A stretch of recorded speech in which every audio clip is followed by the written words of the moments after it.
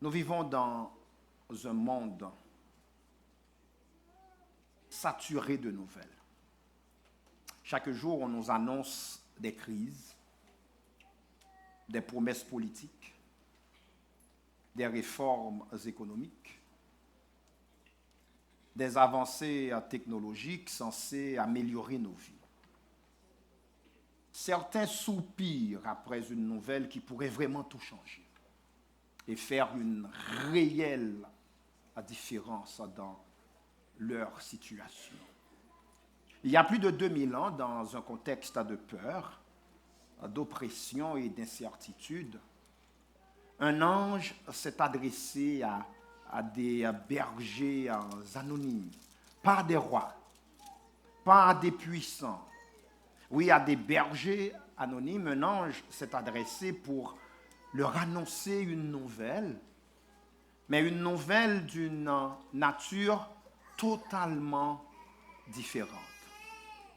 Cette nouvelle n'est pas un programme, ni une idéologie, ni une réforme. Cette nouvelle est une personne. Je dis bien, cette nouvelle est une personne.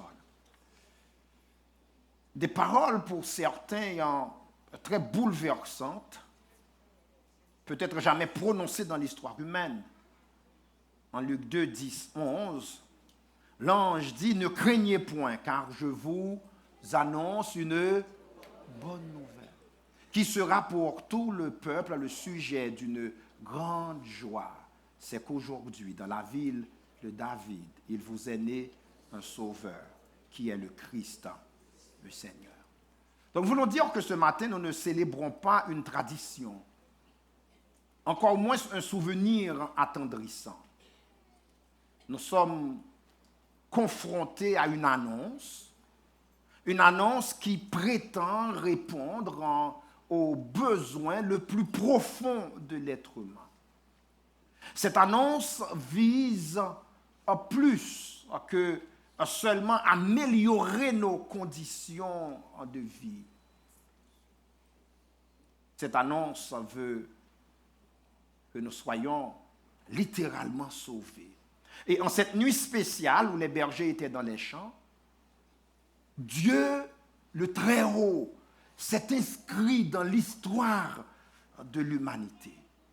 Alléluia. Cette nuit-là, Dieu n'a pas chuchoté.